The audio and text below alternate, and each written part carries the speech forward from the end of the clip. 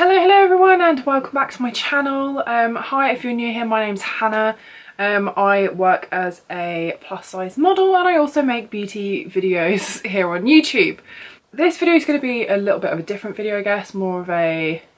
I mean, it's not a mood lifter, to be honest. I know I haven't seen you guys for a little while. By the end of next week I will have done Germany, God, I don't know, 5 or 6 times. I also will have, well, tomorrow I'm going to Zanzibar. The week after I'm in Tenerife for a couple of days. I've been shooting in Peterborough a lot for Yours Clothing. I've been all over the place, and I think the last time I was home for any amount of time it was to sleep and then leave again. So my work schedule has been absolutely mental, and as much as I am so grateful for all the work and you know, my career going really well at the moment, it does mean that I've been far more active on Instagram because that's much easier on the go and far less active on here. So I really do apologise for that. I did have loads of stuff planned, but I really want to maintain like a decent standard of like background and all that kind of stuff and lighting and things. Maybe you're looking at this today thinking, oh, not so great.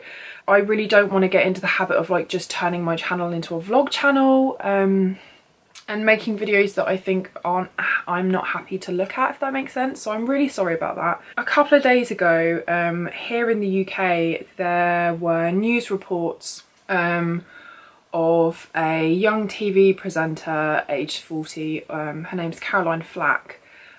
She was found dead in her flat. It's been confirmed now that it's believed to be a suicide, and I wanted to discuss this with you guys today. I did post a few kind of stories and things. There's been a lot of newspaper articles, particularly here in the UK, because she's more well known over here, not so much in the US and further afield. But she was the winner of a really kind of successful and popular TV reality show here called Strictly Come Dancing. Kind of like Dancing with the Stars. She's been a TV presenter for a very long time. She's well known in the UK media here. Yeah, she did that kind of celebrity version of that show, and she also was a TV presenter until this year of Love Island, which I know a lot of other countries have started doing now. You know, it's the reality TV show where kind of groups of young, hot, very stereotypically attractive looking men and women are put into a big house to find a partner, and there's like a money prize at the end, and they have to do challenges and swap partners and go on dates and things, and it's all, yeah, it's quite addictive. A lot of my friends watch it. I watched it I think a couple of years ago when it was one of the first kind of seasons of it, but I felt the need to come and talk to you today because I feel like I talk about this a lot, and for those of you that don't know, this is the third person attached in some way to the Love Island show in the UK that has killed themselves. That to me tells me something. I'm not saying that if you're on Love Island it's a death sentence or that it's particularly the show's fault, but I think the link there of being thrown or catapulted into kind of infamy for these kinds of shows that also are very much about kind of a bit more being yourself, and people are very critical and kind of judgmental about you, especially the kind of people that go on these shows. And there's, you know, it's kind of like Big Brother, if any of you guys have that. I know it was a big show. It's finished now here in the UK, but that was also kind of, you know, you chuck a load of people in a house and people do things they regret, and a lot of these men and women are very young and have no experience of kind of social media or the impact that the actual kind of media, as in journalistic media, can have on your life. So I think that's quite an interesting point to make, is that there are now 3 people attached to the UK Love Island. There's either been a sort of link to a lack of help given to them after the show mentioned, or there's been a pattern of perhaps them being sort of hounded in some way in the actual media, and also receiving online abuse, you know, at them personally. It's just really sad. Now, for those of you that don't know, Caroline Flack was kind of famous. She was a presenter before she went and did Love Island. She wanted to be kind of a theatre actress and, you know, attended performance art schools and things like that, and she was always kind of like into that, and she became quite successful and did sort of lots of other bits and pieces before she became more famous, I would say, for hosting Love Island. Now, for those of you that aren't aware, she had recently stepped down from this role this year due to some allegations that were made against her because of a domestic issue that happened, I believe, in her home with her boyfriend, where she was accused of assaulting him. My understanding of the scenario is that she supposedly assaulted him, that she was, the CPS over here was going to pursue the case despite the fact her boyfriend, who was still with her, wanted to completely drop the charges, and to be honest, no one really knows what actually happened. But due to this kind of ongoing issue that was left unresolved, and I don't think she'd appeared in court or anything yet, but this was kind of looming over her in the coming weeks. She had stepped down from Love Island and been replaced by another TV presenter. Now, I know that everyone has their demons and everyone has their issues. She does have a long kind of history, according to friends and family, and admittedly herself as well, of having kind of mental health issues and things. And I can imagine that having your private life put out there and maybe lies and rumours and over-exaggerations kind of spread about you for months and months on end could be something that would be difficult to handle for anyone. But I wanted to make this video to give you a little bit of a background of the story, and also make a few points here. I think these shows can be really detrimental to someone's life because they change your life. If you look at anything like X Factor or any of these massive reality shows that are really popular in any country, you are kind of, as an unknown person, thrown into this media circus where you are papped. You know, any of your old history is dug out. People that went to school with you that don't like you can come out and spread lies about you. Anything could happen. I certainly have things in my past that I'm sure people could say about me that would be really sort of hideous to live through. I mean, nothing, I haven't sort of murdered someone or anything like that, but I mean just in the sense that, you know, we're all, when we're young, we make mistakes and we do silly things or we experiment, and I'm sure having that splashed across the papers or dug up, or interviews given by people trying to make a quick sort of buck on you, must be a really awful and quite unnerving experience for someone that doesn't sort of live in the media and hasn't had that experience before, especially when these reality stars that are coming in are very young. You know, a lot of these people are between sort of the ages of about 18 and 25. There aren't many that I've seen going into scenarios like this that are my age. For those of you, to give you a reference, I will be 27 this May, and although I have grown up with social media, as a lot of the youngsters are now, it also wasn't quite as big as it is now. And I also, I think, had the benefit of doing a job where I was used to pictures and criticisms, and that's kind of part of what I do. Having worked as a model, I think this May I will have been signed for 15 years. So that's a lot of experience in some kind of media, or with the things that might pop up in social media already before it became a massive thing. So I feel like, you know, even someone like me who's perhaps used to some criticisms and that kind of stuff, who I feel like I'm quite able to kind of separate the two, would really struggle doing a show like that. So I think that's one point to make, is I know these things are entertaining, but I really think that we need to be seriously considering the potential impact, and maybe doing some mental health testing and things, and offering the proper support and stuff if these kinds of shows are going to continue, because it has been proven now several times over that the help isn't appropriate. People are struggling. The abuse that's being thrown at these people, who are people at the end of the day, is really kind of horrific. The second thing that I see popping up is that, you know, although everyone is saying that this is really awful, you know, if you're on social media or you choose to use social media, whether you're a YouTuber or you're a celebrity or whatever the case may be, you're a TV presenter like Caroline was, that you're fair game because you've chosen to be in an industry or you've chosen to be involved in media in some way. Now, as much as it is to be expected that you will receive some kind of judgment or criticism or whatever the case may be, doing jobs that go hand in hand with some kind of media or social social media exposure, that doesn't mean you're fair game to be hideously abused, hounded, harassed and bullied every single day of your life.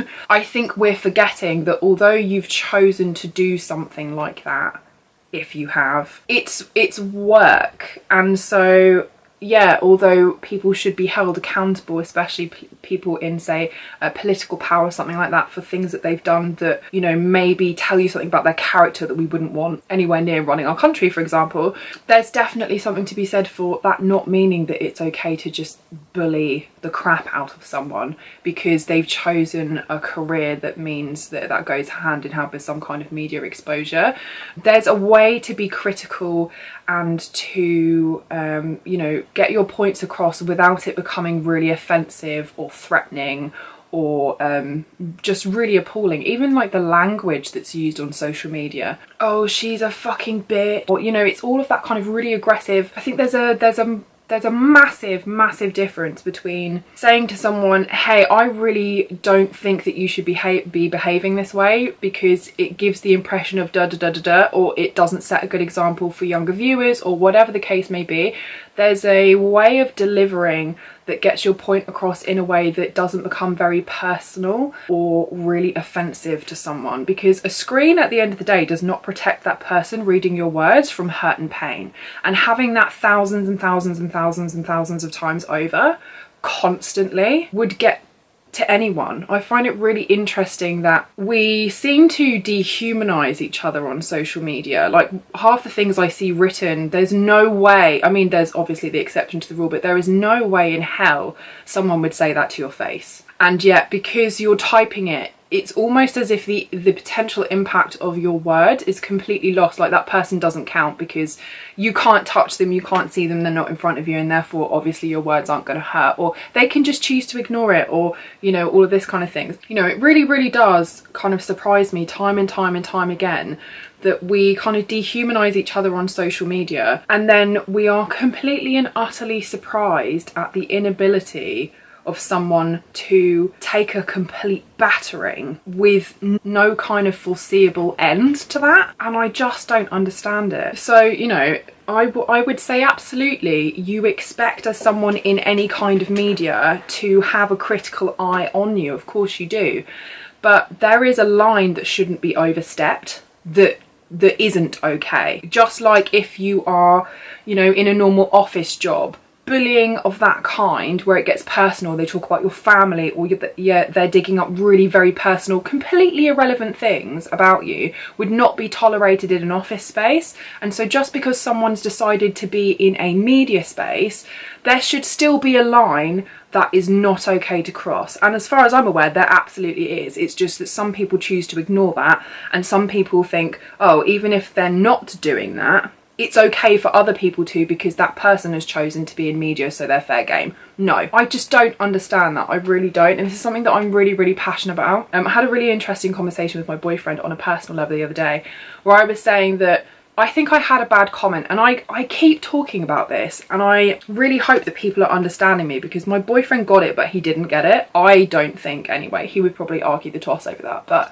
I had a comment about I don't know, probably my weight or something like that, as per fucking usual, and I was saying this stuff really fucking gets on my nerves, and I don't understand why people feel the need to comment on stuff so negatively without kind of even making a point. There's no kind of critical thinking or takeaway point other than just like saying something to insult someone. And I didn't understand it, and my boyfriend kind of said to me, oh well, there's just people like that, you can't change their minds, just ignore it, like, you know, why do you care, kind of thing. And I'm like, I care because I feel like letting people get away with stuff like that means that people continue to behave that way. I think there should be consequences for a certain level of insulting someone, and it should be talked about that this kind of behaviour has an impact on someone, or has the potential to have an impact on someone. And that's my point here. Like, I don't necessarily care what people say about me. Sometimes I do, of course, because I'm a person. Of course, sometimes it gets to me.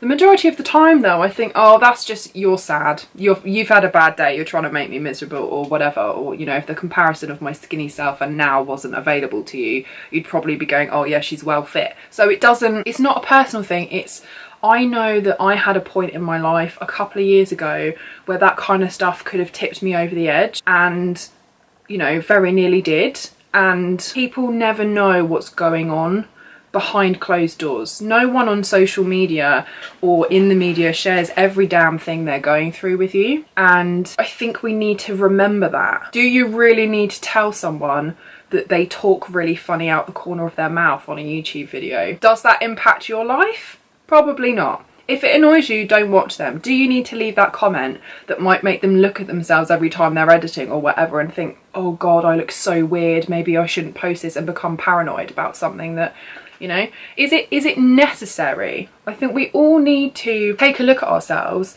and wonder before we post something, why am I doing this? What potential impact is it going to have on this other person? And if they're having a really shit day, or if there's something I don't know about, could that be really detrimental? If it's not kind, if it's not necessary, and if it is not some kind of nicely worded, helpful, constructive comment, do you need to leave it? And if you think you do still, why? Where is that coming from in you? Where is that coming from? It's really easy to say, oh, ignore it. You know, why do you care? Don't bother giving them the attention and all this kind of stuff. And I agree, like, personally replying to everyone who says something horrible to you is not a good idea. If kind of you're feeding the monster. But not talking about the impact that people have is not going to get us anywhere. Laws need to be put in place. Things need to be happening. People need to be nervous to write something outright disgusting on the internet. There need to be consequences for people that are particularly like doing things time and time again. Like, someone can have an off day, I'm sure, and just write something that doesn't sound nice to someone and apologise for it later, you know, but there are a large group of people that continuously troll celebrities, continuously troll influencers, and they do it just for fun and entertainment, and they do it over and over and over and over again. And seeing people take their own lives because of the inability to deal with the constant harassment by media and social media has got to wake us up a little bit. You know, Caroline's only 40. Now, speaking from a very kind of personal way, and I am going to share this story with you guys later in the year because my family has got to a point where we all feel okay for me to do that, and I wanted to do it for sort of mental health week and things like that. I have not only personal experience with suicide attempts, but also with someone that I know. And I can tell you, when you're in that position, you know, people can tell you, oh, it's okay, or you can call me anytime, and, you know, ignore the people, they don't know you like we do. And it depends, you know, if that kind of the harassment and stuff is getting to you, you don't do it because it's selfish. You don't do it because it's easier for you. I can tell you from a very personal point of view that when you are in that scenario and you are feeling that way, it's not because you're selfish or it's an easy way out. It is because you are so broken that you honestly have convinced yourself that everyone will be better off without you and it will fix the problem, because you feel like a burden. And it is an awful, awful, awful place to be in. And it is for anyone that has experienced a suicide attempt or has had suicide impact on them and their family and their friends. For anyone that succeeds, like, that has a lasting impact on your family forever. Just from when I was really ill, I now have a huge amount of guilt about what I put my family through, and it's a really awful place to be in. And I'm very lucky that I'm here, very, very lucky that I'm here. And I now in a much better, happier, amazing place where my job's going really well and I feel great and I feel awesome about myself and I think I'm worthy, and my whole mindset has changed. I never thought I would be here 2 years later. I really didn't. At that time in my life I couldn't imagine it. Now, for Caroline's family, just like for mine, it was always, why, you know, how did we not see this coming? There's an incredible amount of guilt and what ifs, and why didn't she contact me, and why couldn't I see that, and all of this kind of stuff. And that, for them, I hope they don't feel guilty, but that's kind of an automatic human response, is what could I have done? What could I have done? And for Caroline's family, that will last them a lifetime. And it's a really awful, complicated issue. And I know there are a lot of people who kind of think, oh, that's the easy way out, or it's a very selfish thing to do. How could you possibly do that? Until you have been there, you don't know. It's really not, it's not like that at all. And so, kind of to summarise, I've just written a few bits and pieces on my notes. People in social media are not asking for it. There is a line. And we need to, as a collective, stamp out the bullshit and stamp out the ideology that just because you're on here, bullying, harassment, name calling, getting family members involved, being disgusting like that is not on. Report it if you see it, highlight it if you see it, take it to Instagram, take it to social media, take it to wherever you need to. And in the normal media, if you think an article is disgusting or it's spreading rumours or it's spreading lies or whatever, complain to the newspaper, complain about that journalist. Do your due diligence as a kind and aware human being. Stop yourself on if you are commenting and you're not sure whether that's like nicely critical and helpful in some way or not, ask yourself, if you read that, how would you feel? Why are you doing that? Is this helpful in any way? What are your reasons to comment? What impact do you think that might have? And think about the impact of your words. I would also like try and ask yourself, like, if that was your brother or that was your sister or that was your mum and someone was saying something like that, how would you feel about that? I think that's a big test. If someone said that about my friend or my brother or, you know, someone you love and care about deeply, would that upset you? That's a good test, I always feel like. And finally, be kind. We should be lifting each other up to succeed and feel awesome and cheering each other on. We don't need to be tearing each other down. The world is fucked right now. I really am not I'm not one to make political statements on here, but I'm sure I have interesting conversations with many of you in my DMs, and I'm absolutely sure that most of you can tell I lean a little towards the left. But I'm, you know, pretty open-minded, pretty all for kind of teaming up and all that kind of stuff. And so far we have Trump, we have Boris, and we have Brexit happening.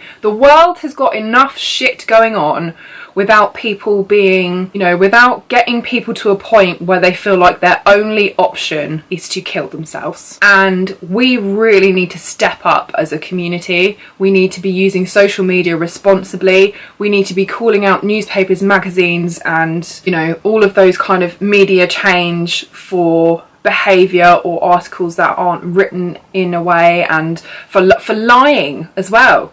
The amount of lies that are spread about celebrities or media personalities and stuff is hideous. Or, you know, we need to be calling out this kind of behaviour because it has a big mental impact on people. And you cannot champion mental health and then behave like that towards someone. You just can't do it. In a world where we have enough shit going on, I think we all need to take a moment and think about what we're putting. Always choose kindness. That's my video for today. I know there's probably going to be a lot of questions about my personal story and all that kind of stuff. I will be sharing that later with you at some point. It's something that I really want to discuss with my family and stuff first. I mean, they know I want to do it and everyone's okay with me sharing that information with you, but it is something that I will talk about in more detail. If you're struggling with anything, I'm going to leave some numbers and some links and stuff down below for you. Some of you will also probably notice that there are ads on here. Any money that I make from this video, which to be honest with you won't be a lot because I think I make less than £800 for an entire year on my YouTube generally, but if I do make any money from this video, then I will absolutely be donating it to Mind, who I did actually run the Tough Mudder for a couple of years ago. And yeah, you are worthy, you are great, you are loved, don't give up, and yeah, let's all be kind to each other. Links and important things if you're struggling, and also if you're a family member or friend or you have someone close to you that's struggling, because that can absolutely have an emotional impact on you too. Lots of love, big hugs to you all. Let's all be kind, and I will see you in the next one. Okay, bye.